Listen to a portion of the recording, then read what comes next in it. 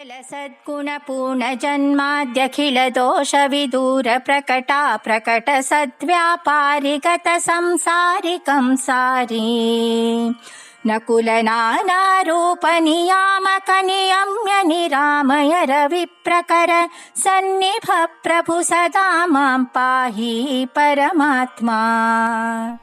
ನಾರಾಯಣಂ ಸುರಗುರುಂ ಜಗದೇಕನಾಥಂ ಭಕ್ತಪ್ರಿಯಂ ಸಕಲಲೋಕನಮಸ್ಕೃತಂಚ ತ್ರೈಗುಣ್ಯವರ್ಜಿತಮಜಂ ವಿಭುಮಾಧ್ಯಮೀಶಂ ವಂದೇ ಭವಗ್ನಮಮರಾಸುರಸಿದ್ಧವಂದ್ಯಂ ದಾಸವರ್ಯಂ ದಯಾಯುಕ್ತಂ ದೂರೀಕೃತ ದುರಾಶಿಷಂ ಹರಿಕಥಾಮೃತ ಸಾರವಕ್ತಾರಂ ಜಗನ್ನಾಥ ಗುರುಂ ಭಜೆ.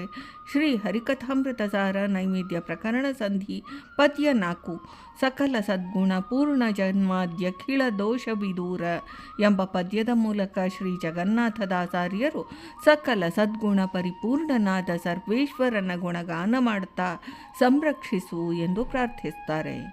ಶ್ರೀ ಪರಮಾತ್ಮನು ಸಮಸ್ತವಾದ ಕಲ್ಯಾಣ ಗುಣಗಳಿಂದ ಪರಿಪೂರ್ಣನು. ಜ್ಞಾನ, ಆನಂದ, ಶಕ್ತಿ, ಸ್ವಾತಂತ್ರ್ಯ, ಸೌಂದರ್ಯ ಇತ್ಯಾದಿ ಅನಂತ ಸದ್ಗುಣಪೂರ್ಣನು. ಅವನ ಒಂದೊಂದು ಗುಣವೂ ಅಪಾರ ಮತ್ತು ಪರಿಪೂರ್ಣ. ಅವನ ಸ್ವರೂಪಕ್ಕೂ ಅವನ ಗುಣರಾಶಿಗಳಿಗೂ ಭೇದ ಇಲ್ಲ. ಅದರಿಂದ ಸಕಲ ಸದ್ಗುಣ ಪೂರ್ಣನು. ಸದ್ಗುಣ ಅಪ್ರಾಕೃತವಾದ ಸುಸಮೀಚೀನವಾದ ಕಲ್ಯಾಣ ಗುಣ ಎಂದರ್ಥ. ಜೀವರಂತೆ ಅವನಿಗೆ ಉತ್ಪತ್ತಿಯಾಗಲಿ ಸ್ಥಿತಿ ಕಾಲವಾಗಲಿ ಮರಣವಾಗಲಿ ಎಂದೆಂದಿಗೂ ಇಲ್ಲ. ಜನ್ಮಾದಿಗಳು ದೋಷಗಳು, ಅಂತಹ ದೋಷಗಳ ಸಂಪರ್ಕವೇ ಇಲ್ಲದ ದೋಷವಿದೂರನು. ಅನಾದಿ ನಿತ್ಯನು, ಚತುರ್ವಿಧ ನಾಶರಹಿತನು, ಸದಾ ಸರ್ವಕಾಲಗಳಲ್ಲೂ ಶಶ್ವದೇಕ ಪ್ರಕಾರನಾಗಿ ನಿತ್ಯ ಶಾಶ್ವತನಾಗಿ ಇರುವವನು. ಇದರಿಂದ ಜನ್ಮಾದ್ಯಖಿಳ ವಿದೂರನು. ವಿದೂರ ಶಬ್ದದಿಂದ ಸೃಷ್ಟ್ಯಾದಿ ಸ್ಥಿತಿಯುಕ್ತರಾದ ಜೀವರು ಜಡರುಗಳಿಂದ ಅತ್ಯಂತ ವಿಲಕ್ಷಣನು.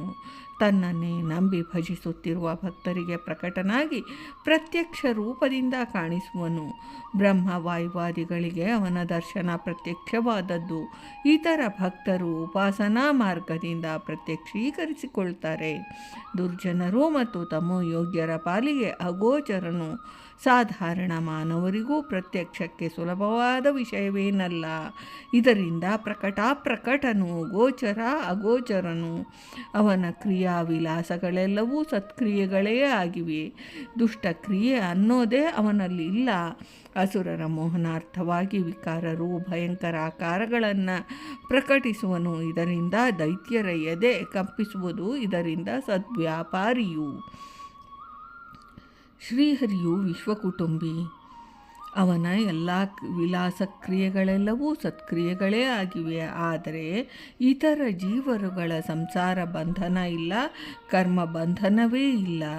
ಇದರಿಂದ ಸಂಸಾರಜ ದುಃಖ ಕ್ಲೇಶ ಇವುಗಳಿಂದ ದೂರನು, ನಿರ್ದುಃಖಿ ಮತ್ತು ನಿರ್ಲಿಪ್ತ. ತನ್ನ ಸೋದರ ಮಾವನಾದ ಕಂಸನನ್ನು ಕೊಂದು ಸಜ್ಜನ ಪೀಡೆಯನ್ನು ಪರಿಹರಿಸಿದ ಪರಮ ಕರುಣಾಳು ಕಂಸಾರಿಯಾದ ಶ್ರೀಕೃಷ್ಣ. ಅವನಿಗೆ ಇಂತಹ ಕುಲ ಅನ್ನೋದೇ ಇಲ್ಲ.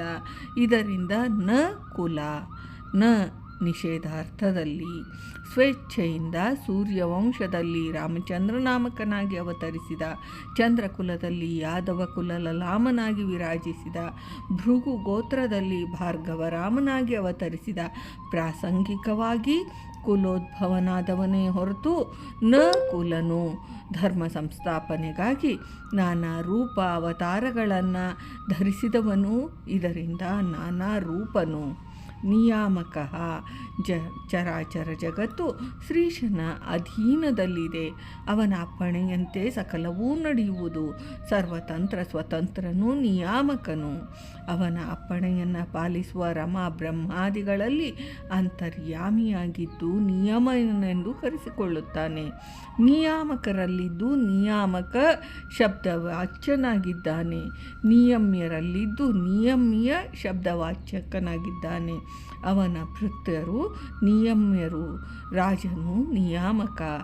ಜೀವರಿಗೆ ಪಂಚಭೂತಾತ್ಮವಾದ ಸ್ಥೂಲ ಶರೀರವಿರುವುದರಿಂದ ಶರೀರಕ್ಕೆ ಸಂಬಂಧಿಸಿದ ರೋಗಾದ್ಯುಪದ್ರವಗಳು ಉಂಟಾಗ್ತವೆ.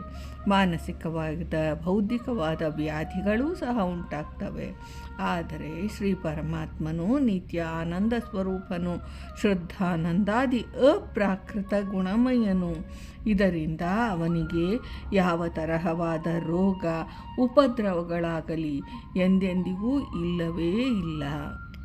ಆಮಯ ಅಂದರೆ ರೋಗಗಳು, ನಿರಾಮಯನು ರೋಗಾದಿರಹಿತನು ಎಂದರ್ಥ. ಇದರಿಂದ ಶ್ರೀ ಪರಮಾತ್ಮನು ಜಗದ್ವಿಲಕ್ಷಣನು ಮತ್ತು ನಿರಾಮಯನು.